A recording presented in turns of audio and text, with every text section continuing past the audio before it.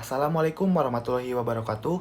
Perkenalkan, nama saya Deddy Kurniawan dengan NPM 2313558. Pada kesempatan ini, saya akan mempresentasikan hasil analisis artikel berjudul Memahami Kedudukan dan Kapasitas Hukum Adat dalam Politik Pembangunan Hukum Nasional, karya Profesor Inyoman Nurjaya, yang diterbitkan dalam jurnal Perspektif tahun 2011. Analisis ini juga saya kaitkan dengan materi perkuliahan mengenai hukum konsep bersahaja yang memiliki hubungan erat dengan konsep hukum adat yang dibahas dalam artikel tersebut. Sebelum masuk ke pembahasan utama, perkenankan saya menyampaikan terlebih dahulu struktur presentasi ini. Presentasi ini terdiri dari 6 bagian pokok. Yang pertama, pendahuluan yang membahas latar belakang kemajemukan hukum di Indonesia. Yang kedua, hukum dalam perspektif antropologi yang menjelaskan konsep folk law, state law, dan legal pluralism. Yang ketiga, hukum masyarakat bersahaja. Ini adalah materi integrasi yang saya hubungkan dengan konsep hukum adat. Yang keempat, sentralism versus pluralism hukum, kontradiksi paradigma pembangunan hukum nasional. Yang kelima, kedudukan hukum adat, posisi dan kapasitas dalam sistem hukum nasional. Dan yang keenam, kesimpulan dan rekomendasi. Baik, mari kita mulai dari bagian yang pertama. Nah, di bagian pertama ada pendahuluan.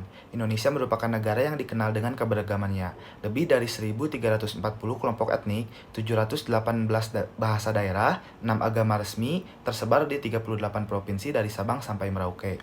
Sesanti Bhinneka Tunggal Ika bukan sekedar slogan, ia adalah cerminan nyata dari realitas sosial budaya bangsa Indonesia. Namun, di balik keindahan keragaman itu, terdapat potensi konflik yang nyata. Kita menyaksikan bagaimana konflik etnik dan agama pernah terjadi di Aceh, Papua, Ambon, Sampit, Poso, dan banyak daerah lainnya.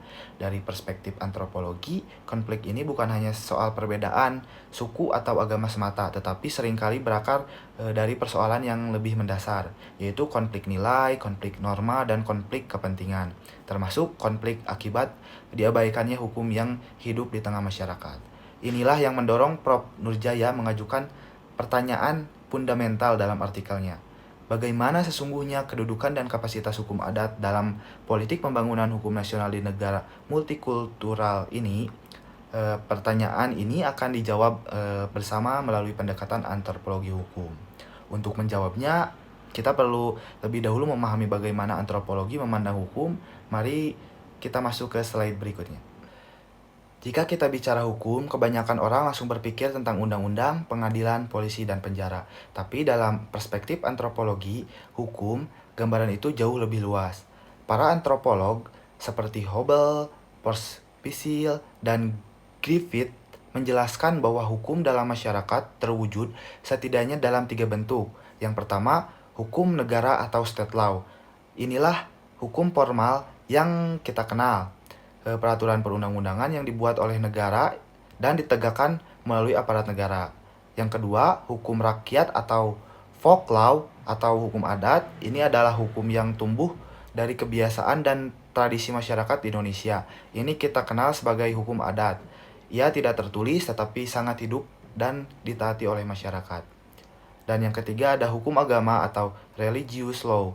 Norma-norma yang bersumber dari ajaran agama dan menjadi pedoman komunitas dalam mengatur kehidupan bersama. Griffith dengan tegas menyatakan, legal pluralism is the fact, legal centralism is a myth, and ideal a claim an illusion.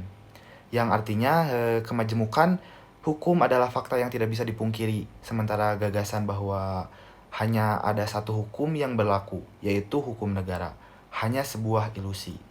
Nah, dari sini muncul pertanyaan, kalau itu plural, bagaimana dengan hukum masyarakat yang paling sederhana? Itulah yang akan kita bahas di slide berikutnya. Dalam materi perkuliahan antropologi hukum, kita mengenal konsep hukum masyarakat bersahaja, atau dalam literatur internasional disebut sebagai primitive law atau law of simple society. Ini adalah sistem aturan yang hidup dalam masyarakat pranegara atau masyarakat tradisional yang belum memiliki lembaga hukum formal, seperti pengadilan atau kepolisian. Ciri-ciri utama hukum masyarakat bersahaja adalah yang pertama, tidak tertulis, aturannya diwariskan secara lisan dari generasi ke generasi. Yang kedua, sanksinya bersifat sosial, bukan penjara, melainkan pengucilan, rasa malu, atau bahkan kutukan dari leluhur. Yang ketiga, ditegakkan oleh kepala adat atau tokoh masyarakat yang memiliki otoritas moral di komunitas. Yang keempat, menyatukan dengan sistem religi dan kekerabatan. Hukum tidak bisa dipisahkan dari kepercayaan dan struktur sosial. Inilah titik temu yang sangat penting. Hukum adat Indonesia sesungguhnya adalah kelanjutan dari hukum masyarakat bersahaja. Keduanya memiliki akar yang sama, yaitu lahir dari nilai-nilai sosial komunitas, bukan dari keputusan negara, berfungsi menjaga keteraturan sosial tanpa bergantung pada aparatur negara formal, merupakan living law, hukum yang hidup dinamis dan benar-benar dirasakan dan ditaati oleh masyarakat. Llewellyn dan Hobble pada 1941 mengajarkan kita cara mempelajari hukum ini melalui 3 metode.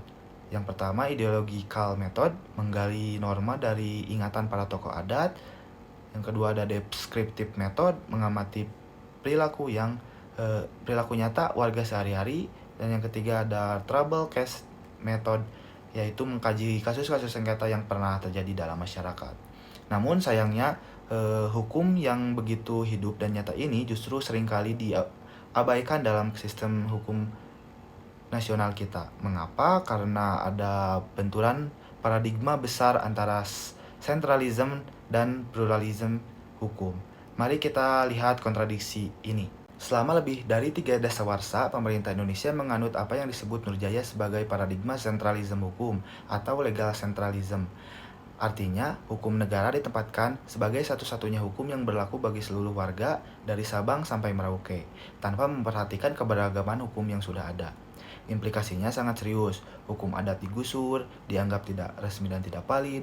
Hukum agama diabaikan, dianggap bukan bagian dari sistem hukum. Mekanisme lokal dimatikan. Desa atau komunitas adat tidak diakui memiliki kewenangan mengatur dirinya sendiri. Hasilnya yaitu konflik sosial. Masyarakat merasa hukum negara asing bagi mereka karena tidak mencerminkan nilai dan norma yang mereka pegang selama berabad-abad. Ini yang oleh Bodley disebut sebagai politik pengabaian. Political of ignorance, kebijakan yang mengabaikan realitas sosial dan budaya masyarakat. Lawannya adalah pluralisme hukum atau legal pluralism. Pluralism hukum mengakui bahwa dalam satu masyarakat bisa ada dan memang selalu ada lebih dari satu sistem hukum yang berlaku berdampingan. Griffith menegaskan ini bukan pilihan, ini adalah fakta.